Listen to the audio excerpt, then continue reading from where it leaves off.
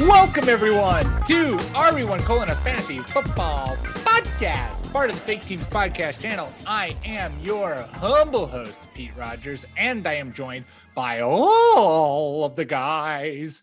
We have resident old man Clark Barnes, the working girl Jordan Smith, and ginger woodsman Nick Bodiford. Guys, how we doing today? Doing great, Pete. Good, Pete. Doing good. Jordan getting himself situated on the fly while casually showing off all of his sports memorabilia behind him. I like specifically the Devontae Adams name plaque. And Jordan can't respond because he's frozen. Because I'm gonna have to step it up. I found some old game balls from Little League, so I'll work on my background for next week. Yeah. Well, my background is a bedroom, so I am thriving here. And I also wanted to quickly, because I know Nick is already thinking it. I just want to say, Nick, I didn't shave because of you. You didn't win the mustache battle. Let the record show. It was Becca's birthday this weekend, and I did a clean shave to look prim and proper for her. But you did not win the mustache battle. So if you have to say it, here's the thing though. The lighting in where you are is poor enough that it looks just 5 o'clock shadow looks like it looks like you have a mustache. Damn, and I'm just the natural light color of my skin is showing in the light, and yeah. Nick glows while we record the podcast because just the sunlight reflects back on all of us. We get nice and tan through the computer because of Nick. That's why he's on the show. Jokes. All right. Well, we have lots to talk to today. We are going to get some news, but then we're going to, with NFL free agency more or less wrapped up. Certainly the big names out there have found a home. And so we're going to talk about some of our favorites and least favorite landing spots and just actions that have gone so far on free agency. But first, let's hit some NFL news. Not too much on the docket. First off, two role-playing wide receivers signed with new teams. DeSean Jackson is heading to Los Angeles to join the Rams, and Josh Reynolds to the Tennessee Titans, which is a nice little pairing there, since D-Jax is presumably going to take over the deep threat role that Josh Reynolds played in LA's offense, who in turn then should have good opportunity in Tennessee with Corey Davis signing with the Jets. Jordan, do either of these guys interest you as more than possibly just a streaming option in 2021 now that they have new teams? No. I mean, yeah, DeSean Jackson didn't move the needle for me in Philly last year, and Josh. Sorry, my internet's just being really wonky right now. While Jordan figures that out, we'll pass it over to you, Nick. What are your thoughts? Are they anything more than a possible streaming option? Yeah, no, I don't think so. I think they'll just be kind of waiver wire guys. Like, I mean, the DeSean Jackson signing definitely got me kind of like, oh man, that Nick's gonna talk himself back into it. Clark certainly is. Look at Clark. That smile. Clark already knows he's drafting D-Jax in the 12th round. So I'll shut up here in a second. The thing with Tennessee is, I'm still optimistic on their big name guys, but with Arthur Smith was the genius that ran that offense, and like maybe Vrabel learned some important stuff from him. I do like the guy that they promoted, and I'm totally blanking on his name. He was their tight ends coach last year. So tight ends on tight ends. Arthur Smith was the tight ends coach too, so they're just promoting from that position. But we have to see what they end up doing with their personnel. As for the Rams, they had one of the lowest deep passing rates last year. And I think bringing in Stafford, that's a great way to solve that. But then two, like DeSean Jackson is the quintessential amazing downfield receiver. So he's old as hell now, and maybe he can't stay healthy, but it's an interesting marriage. Maybe your last round of your draft, but it might be smart for DeSean Jackson fanatics like myself to just say no and add him off waivers if we see something intriguing. Yeah, no interest in either. I'm out. Yeah, after some brief technical difficulties, I had to juggle things around with it. Yeah, I think DeSean Jackson had some quarterback issues last year and also a lot of injuries, but that's what happens when you are over the age of 33. And Josh Reynolds was like a bit player for the Rams. I don't see him moving the needle in Tennessee because they don't use AJ Brown enough. So what makes me think they're going to use Josh Reynolds enough? Those are both fair. Finally in the news, we're only a couple bullets today. After missing out on every wide receiver so far, the Ravens are hosting Sammy Watkins for a visit, which I know Clark Barnes is all kinds of excited about. Or have you sold your shares on Sammy Watkins Island? These are just receivers that I went to bat for years ago and gave up the mantle way too late. I think almost any wide receiver going to the Ravens is going to be less interesting than him going somewhere else. And certainly Sammy Watkins even more so.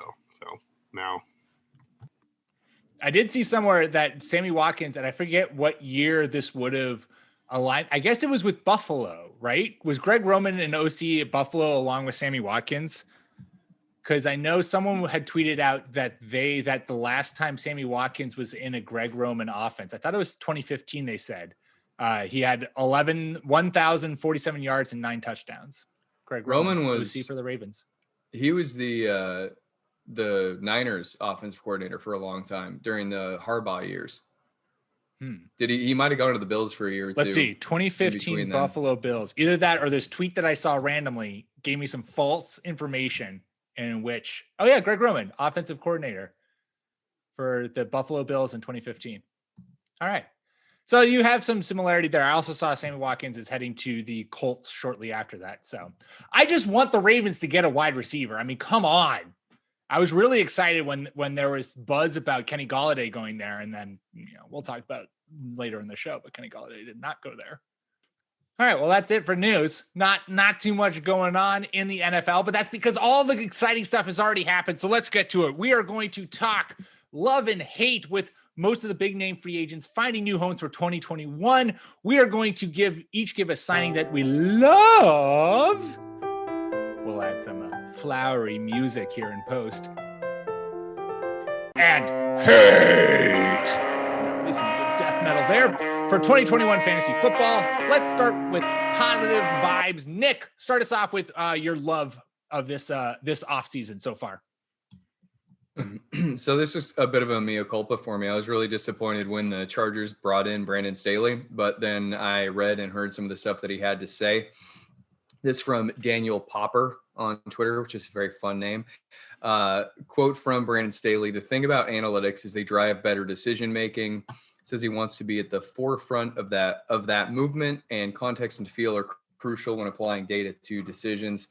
Since then, he's brought on Joe Lombardi, who was the quarterbacks coach for the New Orleans Saints from 2016 to 2020 as offensive coordinator. It looks like the Chargers for the first time in history are going to be a forward-thinking, progressive-thinking, analytical offense. And I was talking to Clark, who may have just looked directly into the camera at me.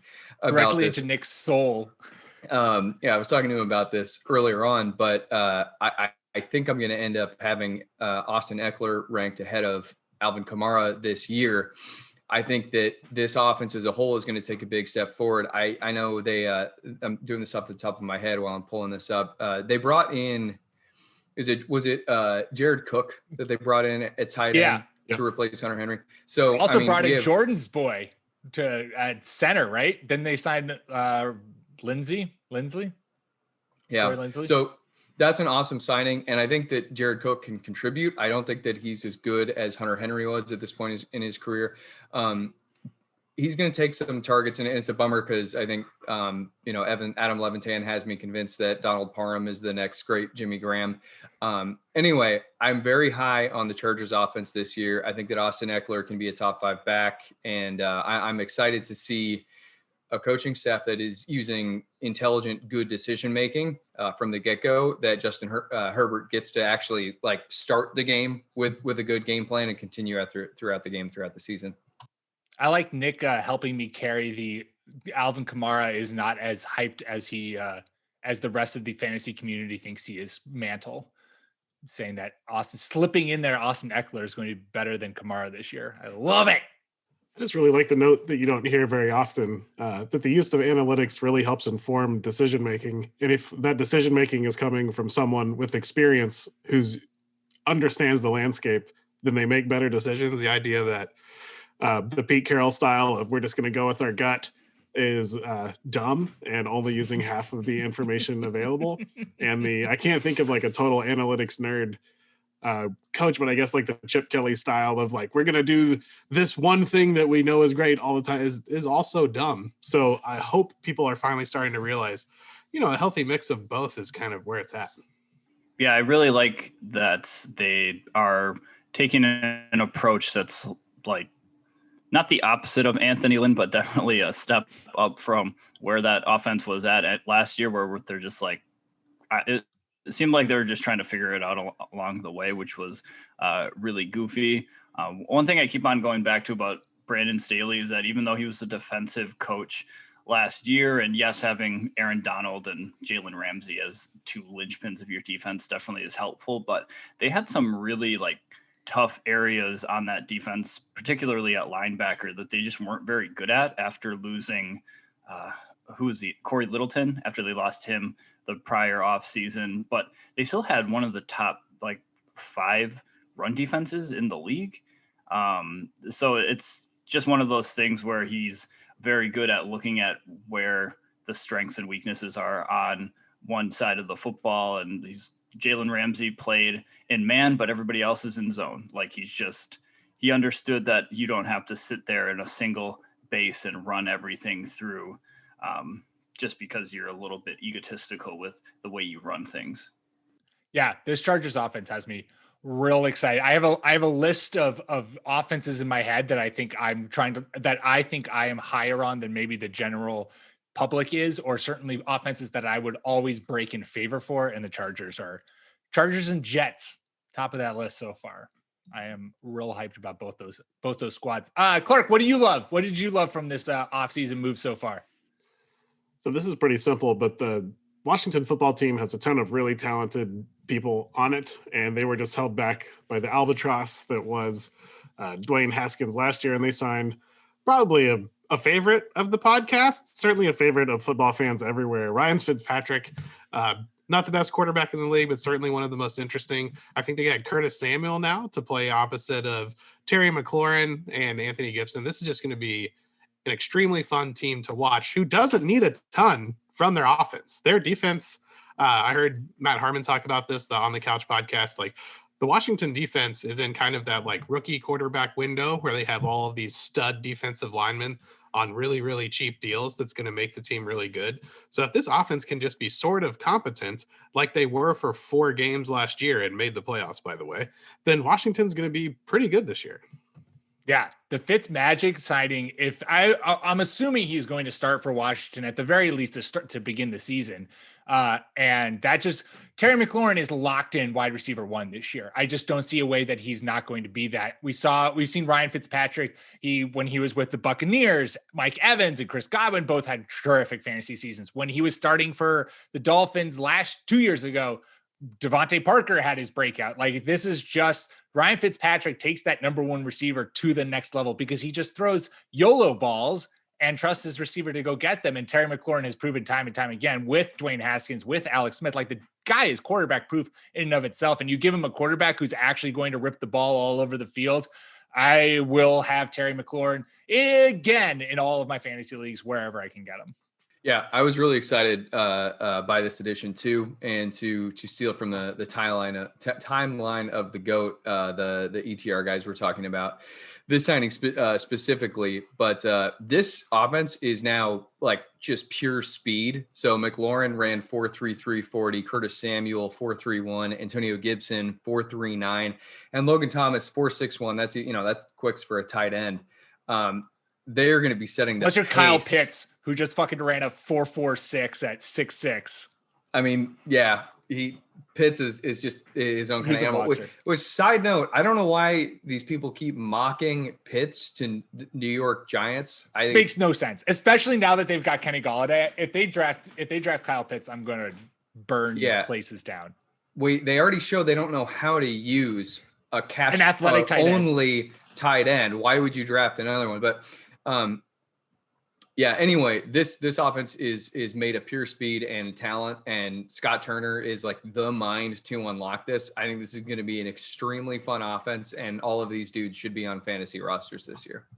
Yeah, what happens when you have a quarterback that consistently throws YOLO balls? You make sure you have a good defense who can get those balls back. And I also like Washington's signing of William Jackson. Like, I think he was one of the more underrated free agents available at the defensive back spot. So that defense is just going to give them plenty of opportunities, which is really good for Ryan Fitzpatrick. They unfortunately won their division last year, so they're all the way back at 19, but that still doesn't discount them fully from a possible quarterback at that spot. So whoever is, captaining that offense, I kind of like Washington as the favorite right now. I'm sure I'll eat these words in Mark it down. Months, but once they go 0-4, I'll probably be eating these words. But yeah, I like them so far in the NFC East to lead it. Yeah, I certainly can see that coming to fruition. All right, I'll go. My love for so far this offseason, I am a big fan of Emmanuel Sanders going to the Buffalo Bills. I think I've long loved Emmanuel Sanders and wanting him to land in an offense that can fully utilize him. This is his fourth team in 3 years, and yet in those past 3 years, he's finished with at least 61 catches, 700 plus yards on each of the last 3 seasons, changing teams all over the time. I don't think it's a hot take to say this, but maybe it is, that he's now playing with the best quarterback he's had over that time. I like Josh Allen's playmaking and this offense more than Drew Brees' ancient ass arm targeting Michael Thomas and just Alvin Kamara. He's going to line up as the number 2 wide receiver next to Stephon Diggs, taking that John Brown spot, which had him on pace for over 92 targets last year. I just think that he's a locked in wide receiver 3 who was going to give you wide receiver 2 games from here to there, maybe even a little more consistently than we anticipate. I think Emmanuel Sanders has at least 1 year left of like solid NFL production. And this is one of the better places for him to like fully come realize that. And I think you're going to be able to get him at a pretty good discount in fantasy drafts, because people will think that this offense is crowded with Cole Beasley and with Gabriel Davis. But I don't see that Emmanuel Sanders is going to have too much competition in terms of reliable fantasy production. Yeah, I think that he's still good. The only thing that's held him back has been the teams that he went to. Not that Drew Brees isn't good, but he was kind of locked on to the 2 targets that you mentioned. He's still a very good football player. He'll be replacing John Brown, who I really love John Brown, but has just never really hit the ceiling that we thought he would. Sanders has done it, although, 6-7 years ago now with Ben Roethlisberger as his quarterback. I don't know if the impact for fantasy outside of it boosts Josh Allen just a little bit is going to be huge, or a streaming option, because Cole Beasley seems to be who Allen goes to when he's in trouble. But Emmanuel Sanders should see a lot of really soft coverage opposite Stephon Diggs. I'm sorry, I can't provide proper analysis because of the absolute heat that's coming off the Josh Allen is better than Peyton Manning take that Pete just threw into the chat here. So, hey man, what was that? Was that noodle arm Peyton Manning? Noodle arm Peyton Manning was still maybe as good as Josh Allen. He had at least one good Peyton Manning year. That's true. He did. That was back. Was that when Manning broke the touchdown record? Probably. Were they together that year? And I'll give him that. That's why I said the last 3 years. Yeah. Yeah, that was when Cam Chancellor then broke Demaryius Thomas in the Super Bowl. But so I don't understand why. That's right, Clark. I don't understand why people are really pumped about this. Like, Sanders is. I clearly laid out the reasons, Nick. I know. Did you not listen to me? I have listened. But I've heard so many different takes here. Like, so to me, Sanders is a proficient route runner. He's old. He has a formerly torn Achilles. I think he's a good route runner, and I think he can play well in the slot. I think he is going to have to do battle with Cole Beasley, but at the same time, I'm listening to like all sorts of different podcasts where they're talking about how he's going to be playing on the perimeter, and he's like a good downfield receiver, which is totally baffling to me. And why we have Gabe Davis, who broke out as a rookie. He's like, 6'3", 200 whatever pounds, downfield burner who is stepping in for John Brown. If Sanders is a depth signing as a safety blanket option for Josh Allen, I think that makes a lot of sense. I think expecting anything more than that, like he's even going to stem the growth of Dawson Knox at like pass catching tight end is just like a safety blanket option. This was a surprising signing to me. It didn't make sense to me. And I also just have contrarian bones. So forgive me, Pete. But yeah, I didn't love this. All right, here's what we're going to do. Go ahead, Jordan. I was going to say, I also think that like Sanders is a little old, and this might have been like a heat check signing, so to speak, for the Bills, because they've been really good about like developing their team and taking it a step-by-step approach. And now they just threw a bunch of money at like a 30-something-year-old receiver and expect him to be John Brown, which is like not the skill set that he has. Yeah, see, I don't think that I don't know what their plan is. In my mind, the reason why I got excited about Emmanuel Sanders being there is because I feel like he offers more than Cole Beasley does in terms of what he can do in an offense and in terms of what he is now as a receiver. And I think that he is going to cut into Cole Beasley's workload. And I don't think Gabe Davis, there's a reason they went out and got Emmanuel Sanders. And I think it's because they're not fully in on Gabe Davis. Maybe Gabe Davis has one more year before they're like trusting him with this role. What I will say, Nick, is here's what I was going to do. We long have made beer bets on this podcast, and I would like to rebrand that, and it's in the mail, so I can't show you guys, but I've ordered a dry erase board spinny wheel, and we're going to change it to wheel bets. And whoever is wrong loses the bet, has to spin the wheel, and the wheel will have a podcast favorable punishment, whether it's, having to sing a song or write a freestyle rap about your favorite athlete or eat a spoonful of some sort of hamburger condiment plain, whatever it is. We're going to be bringing this in good quality podcast content. So there you go, Nick. I'll make a wheel bet with you that Emmanuel Sanders will finish with, what do I want to say? I would say, I'm going to go stats wise, and I would say he sees at least 90 targets in this offense. And I can go more specific if you want, but I think at least 90 targets is what I see for him and why I'm excited about him. Yeah, no, I'll take 90 targets. Do you want to put like a game total minimum? Like he has to play 14 games or something? Perfect. Okay. Pure chicanery, Pete. I see what you're doing. A win-win. If he does pass 90 targets, you win the bet. If he doesn't, it's probably good for the Patriots. So I see what you're doing. You know me too well, Jordan. You know me too well. All right, why don't you wrap us up with your love, Jordan? So my love is Rodney Hudson for the Cardinals, kind of in the same vein as Clark's love, is that this is just a signing that will make everybody on your fantasy team around him better. So we're talking about Chase Edmonds, who looks like he might finally, depending on how the draft goes, but he might finally be the RB1 there.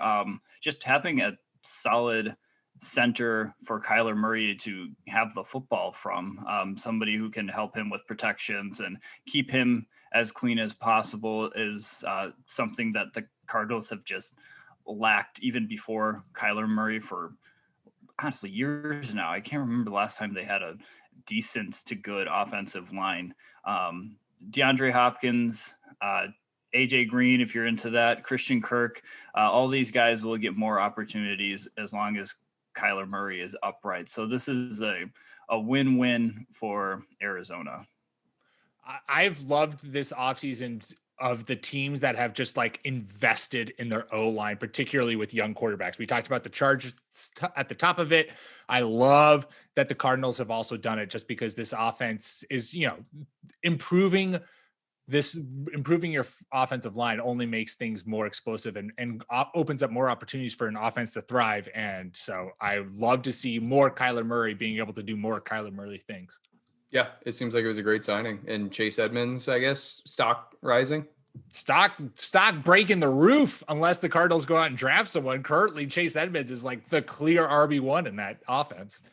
When they draft Sermon or Gainwell, one of these like second and third tier running backs that are coming out this year, that Chase Edmonds stock plummet. Yeah. But it's going to be exciting. They need a running back. Chase Edmonds is a bit player. Sell your Chase Edmonds stock. Sell high in dynasty leagues, or hold on. We're giving conflicting messages, so we'll always be right. All right. Well, before we go to our hates from this offseason, let's take a quick ad break. All right, we're back, and Nick, you did a great job during the loves being negative somehow. Somehow you managed to be negative during my love, particularly rude.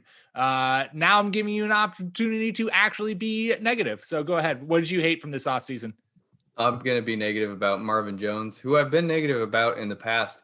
And it's not that I don't like him. I think it was exciting when he went to Detroit and he had like the highest rated jump ball percentage or whatever in the NFL.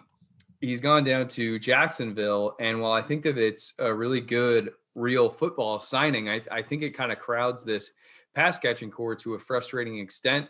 Chark is probably going to be just doing his thing, and maybe Laviska Shenault takes a huge step forward, but I think they already had a really good perimeter threat on the other side, and Colin Johnson, who's super fun. I mean, he's like 6'7" or something preposterous, and he kind of broke out last year. It seemed like he earned that, and now we have two jump ball guys in Marvin Jones and Colin Johnson, who are going to be taking up each other's routes on the outside. Now, I guess one of them could kind of kick inside and play tight end if need be, because they're really only running with like Tyler Eifert. But it seems like they made this pass catching core a little more crowded than I would have liked for fantasy purposes. And I'm just, Marvin, he's just kind of like a production slower, so to speak. I don't know. Michael Lombardi had some term for that, where you sign a free agent who just kind of stunts the growth of your young budding players.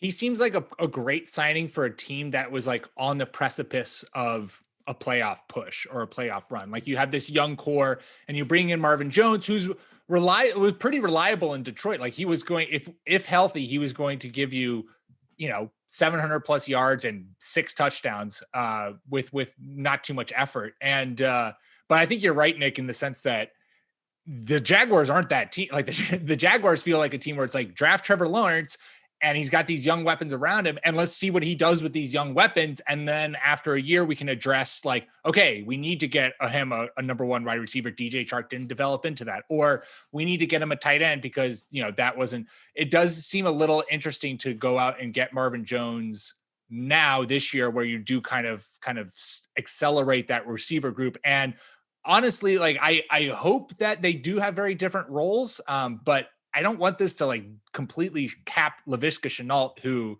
was this kind of like offensive weapon and tool in the Jaguars offense. And I'm just worried about whether or not this offense is going to be, and hopefully it will be able to sustain multiple, fantasy viable receivers, but adding a veteran guy who it has me a little worried about in terms of like, maybe not DJ Chark, though I am a little tepid on DJ Chark, but certainly Laviska Shenault too, going into 2021.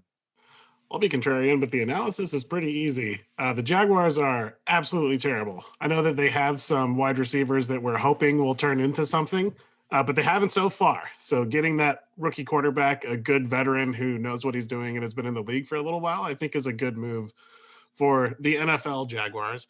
For the young Jaguars that we're hopeful for in fantasy, I agree it's a bit disappointing, but Marvin Jones is good. He's been around for a long time, and he's going to make that team better. Yeah, I don't think that I'm just from a free agency standpoint, like spending money on a wide receiver when you got guys who are like DJ Chark's developing slowly but surely. Laviska Shenault is another guy that like he's a little raw, but he does a lot of great things, and he's the guy that kind of needs those development type reps. And you're not going to be good right away just because you draft Trevor Lawrence. I mean, they might like the Colts back in the day. They went from like a 1-15 team to Andrew Luck willing them to the playoffs, but they also had a lot of other pieces in place that were allowing them to do that. And I just kind of think they should have spent their money in other areas to like help Trevor Lawrence that aren't wide receiver. Let the record show I supported Nick on his comment. So just, for those keeping track at home. Jordan, what did you hate from this offseason? I absolutely hated everything that the Raiders did. Everything. But more specifically, I hated them signing Kenyon Drake. Like, I don't know what they were actually trying to do here with this signing. They completely, I'm trying to think of a hyperbolic word for this, but there is no word that can define how badly they just decided to throw away their offensive line, which was probably their strongest unit on their team, and are like, you know what'll make this offense hum? Another running back behind our offensive line with like 5 new starters next year, probably. I don't know. I don't get it. And I don't like it for Josh Jacobs' value or Kenyon Drake's value. Like, Kenyon Drake's not a running back 1, but he's also not going to be a running back 2 behind a makeshift offensive line from a bunch of guys that were selling insurance a couple months ago. Also, he's like single-handedly, along with this offensive line dismantlement. Like, are you guys drafting Josh Jacobs as an RB1? I don't think I'm going to be. No. Well, good listeners will recall. Nick has been living for this moment. No, so what do they even get in return for dismantling their offensive? They're like top 5 Nothing. unit leave. It makes no sense. They like swapped late round picks with both the Seahawks and the Cardinals. So I don't understand. I mean, hiring Mike Mayock, I don't know. You guys tell me if I'm wrong here. I think that it was a very strange addition, and with Gruden, like, wanting to run the show in a Belichickian kind of way, but being, running like a reality TV show for quarterbacks on ESPN. And like in the interim, I don't know. It was just a very weird team building thing from the get-go. And now we're seeing that weirdness play out. For the record, like, Josh Jacobs is a good pass catching back by all accounts, and they just don't use him. And it's one of these strange Gruden things where he's a super strangely opinionated coach about what players can and can't do, or what players he does not want.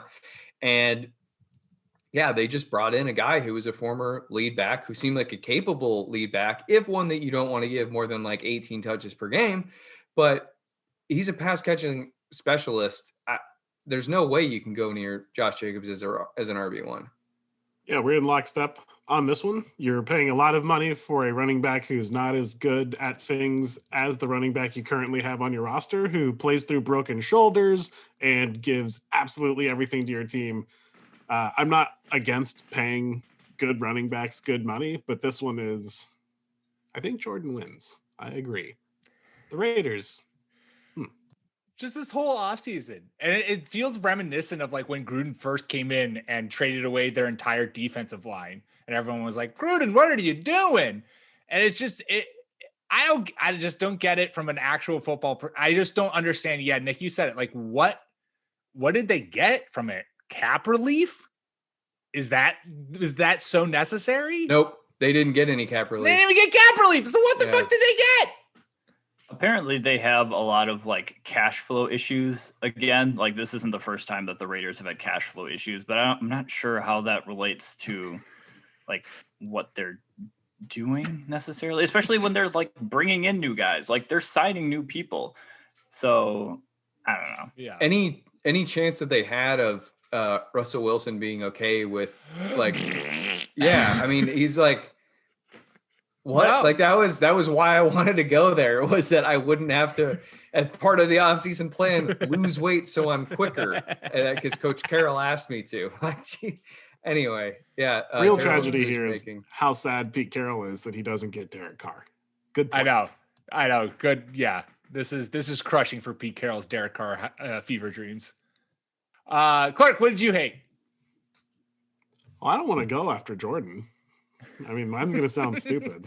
Well, we'll just say, Clark, what did you dislike, but not as well or as extremely as Jordan? I didn't care for Kenny Golladay going to the Giants because that is a black hole of fantasy value. Jason Garrett's been ruining offenses for years, and we were really hoping Kenny Golladay would get a shot with a good team. Then Matt Stafford left, and Golladay went into free agency, and we were excited, and now he's going to play for the Giants, and, maybe. But it's disappointing. Yeah, especially when the Ravens were on the table. What are we doing here? The Ravens. Lamar Jackson was like the 5th most accurate deep ball passer last year. Kenny Golladay, and it would have thrived. I mean, I think, like, speaking of Derek Carr, we might be in that sort of range for Daniel Jones as well, where it looks like he might be good, and then he's just not. So it's like, I don't know why you'd like purposely choose to go somewhere instead of a team that he had other suitors. I know the Ravens aren't exactly the best passing offense in the league, but I think they're the kind of team that adjust to the skill players that they have and like the talent that they have. So if they added somebody like Golladay, then that offense would have been probably as scary as they were hoping it would be last year, but their guys just didn't develop. So I don't know. I don't like it either, Clark. Yeah, this one's solid. I think that they just gave him as close to his asking price as anybody was willing to go. That sentence didn't make sense, but you guys understood what it was I was saying. They paid him money. Close. Yeah, money, cash money. And he got bank. I mean, I suppose if he, from his perspective, I was thinking about it as like he wants to go to a good scheme where they're going to feature him, that kind of thing. Really, if you're just saying, okay, I can play for pretty much any team that is better than fucking Matt Patricia. And if they're going to pay me almost exactly what I want, then I can deal with that. Maybe that's what it was, or maybe it just did come down to cash for him. Now we'll find out what, not that we don't already know, but like if Jason Garrett can do shit all in this league, you now have a real perimeter threat, which they haven't had, right? They've had too many slot weapons and too many short area slot weapons on their roster. Now they finally have an actual X. I suppose, no shade to Darius Slayton as a downfield guy, but anyway, we're going to find out what the team can do, and hopefully they fail and they fire Garrett. And then we actually get to find out what, what's his dick, Rule can do. No. Yeah. The only Panthers. No, Joe Judge. No, Joe Judge. Yeah, Joe Judge, John Judge, Jonathan Judge. Joe. Judgy, I was thinking Judge, Mike. Anyway. Judgy Judge make Judge. The only way that like I'm excited about Kenny Golladay in New York is if he just gets the Odell treatment and sees like 130 targets and 100 catches. Like, and he is just the sole pass catcher, which then makes me really unexcited for all of my Evan Ingram share. So just not thrilled. Not thrilled with that. And I will finish us up. My hate for this offseason, it's soul crushing to me because I was all hyped on last week's show when we recorded, and Jonnu Smith had just signed his big contract with the Patriots. And I was like, Jonnu Smith, tight end 1, let's rock, let's roll. He's a top 5 tight end, no doubts in my mind. And then Bill Belichick sticks his middle finger to the fantasy community, and within 24 hours, signs Hunter Henry to another big deal. And this pairing might bring visions of the 2011 Patriots when Rob Gronkowski and Aaron Hernandez both had over 75 catches, 900 yards, and 7 touchdowns. But A, that was with Tom Brady. B, Tom Brady threw the ball 611 times, which Cam Newton has never done. Cam Newton hasn't thrown over 500. He's only thrown over 500 times twice in his career, and he's not going to be doing that with his, his shoulder. Fantasy wise, both Smith and Henry, they cap each other's ceilings. I would give the edge to Smith since he was first signed and has a longer deal and is the more versatile athlete. I think there's like more that, especially in PPR, I feel like he's going to get featured more often in this offense. But fantasy, like I am now very, very lukewarm on both these guys. Fantasy wise, real football wise, I am loving the Boston TE party and having the dual tight end set back in fruition. But fantasy wise, not loving this. Yeah, I think for fantasy purposes, if you're going to have to choose, well, okay, both these guys I think are good best ball options. But if you got to choose between one, yeah. I think Belichick's kind of said, he's basically, I mean, this comparison is going to get overused, but dear listeners, sorry. Jonnu Smith is more the Aaron Hernandez. He's not going to have to block too much. They're going to use him more as an offensive weapon. Hunter Henry's more the Gronk. I think just based on that notion, Jonnu Smith's the guy you want, theoretically health pending, which I guess say Hunter Henry and maybe more of an injury risk. Jonnu Smith is just going to do more with the ball in his hands, or they'll try to scheme the ball into his hands more than they will Hunter Henry. Again, though, like best ball, I would, as long as we see something out of Cam's arm in the preseason, both these guys I think are good picks. Yeah, I think it's good for Cam. It's still a 3-horse race at tight end, and you're just kind of throwing darts otherwise. But Cam went from, no disrespect intended, but the corpse of Jacoby Myers and then the corpse of Julian Edelman as his receivers to 2 very solid, youngish tight ends. Nelson Aguilar, who's had a good season, and Kendrick Bourne. Yeah, so Kendrick Bourne. He at least has something to throw to this year. I am, I'll go down with the ship. You know that. I'm still drafting Jamal Charles in the first round. But I feel like Cam Newton's still pretty good. And now he has some people who can catch the ball on the team. I feel like if I'm a Patriots fan, I'm excited about that. Yeah. Cam is a definite winner fantasy-wise. I have him in a dynasty league, and I'm holding on to him for dear life because I think that he could finish a top 10 fantasy quarterback. Yeah, agreed that I think this is best for Cam Newton. And from a fantasy perspective, I think this is going to be less like the Gronk Hernandez years and more like the more recent Gerald Everett, Tyler Higbee years, where we're just kind of a little frustrated with usage and we're not sure which one's going to be like the one who finally gets the breakout, or we see, I don't know, maybe Bill Belichick's a smart coach, so he'll figure this out and maybe we'll start to see some trends. But I think we'll have some games where it's Jonnu Smith, and then we'll have some games where it's Hunter Henry, because that's just Bill, again, does not care about any of our fantasy teams. Awesome possum, Flinty Flossin. Well, that's all we got for you this week.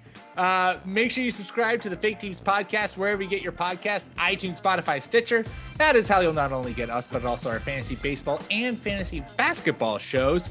Make sure you follow us on Twitter at RB1 Podcast. Follow myself at Pete M. Rogers. Follow Clark at NFL Clark, Jordan at Jordan_Smith27, and Nicholas at Ginger__Nick without a K. We will be back at you next week. Until then.